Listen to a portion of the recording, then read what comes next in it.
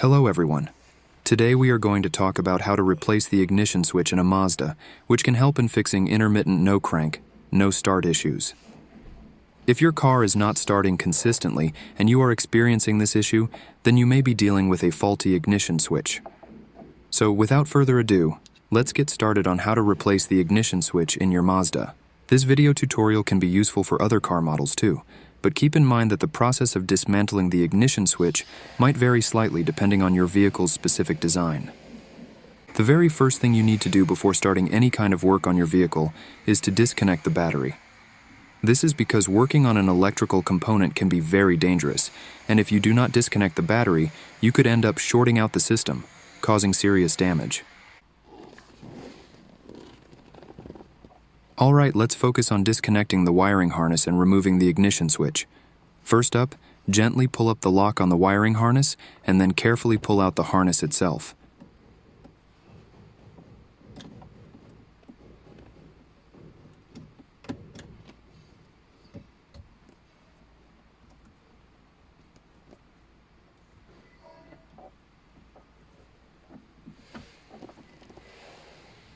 Now, there's one screw holding the switch in place.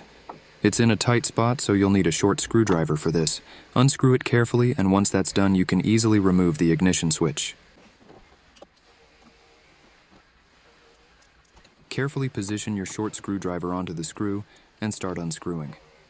You might need to adjust your angle a few times to get it right, but once you find the correct position, the screw should come out without too much trouble.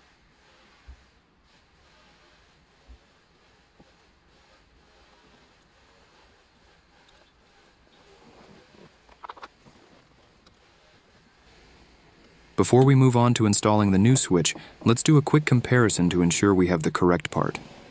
I've got the new switch right here. Let's hold them side by side. You want to check that the size, shape, and connector patterns match exactly. It's crucial to get this right to avoid any issues during installation. Looks like we've got a match. Now we're all set to install this new ignition switch. I have here a can of contact cleaner spray.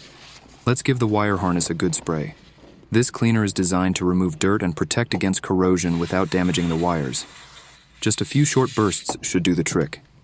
Make sure you spray into the connectors to get rid of any hidden dirt.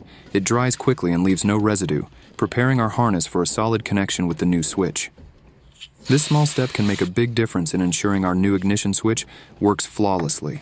We'll carefully align the new ignition switch with its position. Make sure it fits snugly and all the connectors are properly aligned. Now, gently push it into place. You should feel it sit comfortably in its designated spot. Next up, we've got that screw we removed earlier. Let's hand tighten it first. This is an important step to ensure everything is aligned correctly before we fully secure it. Just finger tighten it enough so the switch stays in place. Now, grab your screwdriver wrench. It's time to tighten that screw properly. Remember, firm but gentle. We don't want to over-tighten and risk damaging the switch or the threads.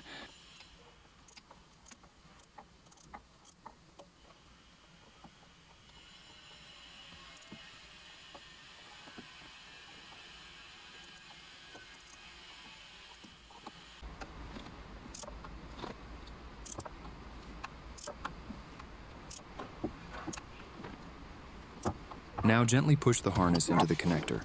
You should listen for a satisfying click sound. That click is key. It tells us the harness is properly and securely connected.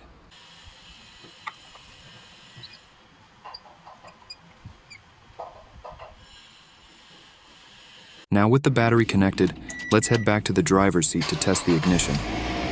This is the moment of truth. Turn the key in the ignition, you should hear the engine come to life. If it starts smoothly, that's a great sign that everything's been installed correctly. Before we reinstall the steering column cover, let's give it a quick clean. A good brushing can remove all the accumulated dirt and keep our work area tidy. Grab a detailing brush and gently brush over the cover. Pay attention to the crevices and edges where dirt usually hides. This will ensure that no dirt gets back into the steering column. And just like that, our steering column cover is ready to go back on. Simple and effective.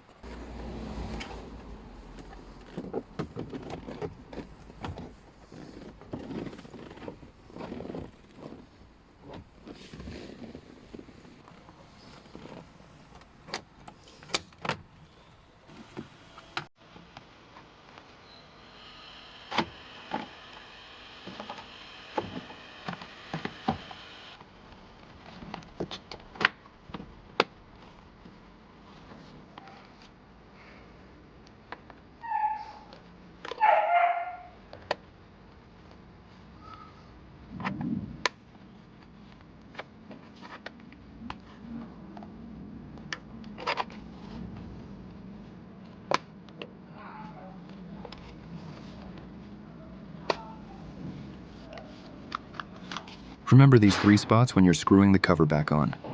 Proper alignment here is important for a snug fit. Let's proceed to securing the cover back in place.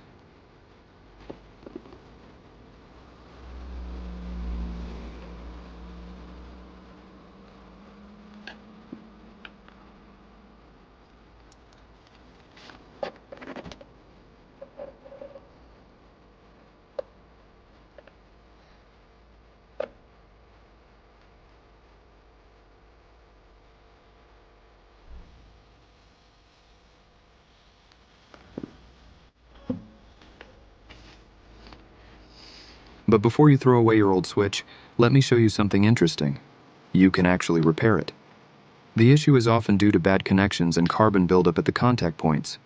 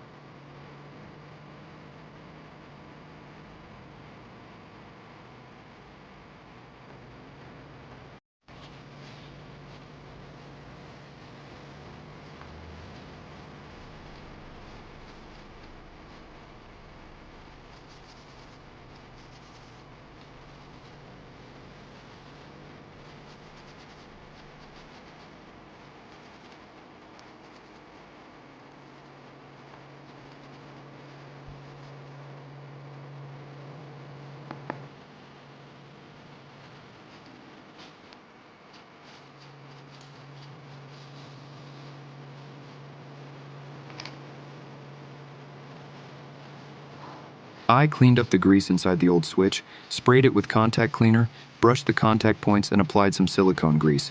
And guess what? It started working again. Now I have a spare switch, just in case.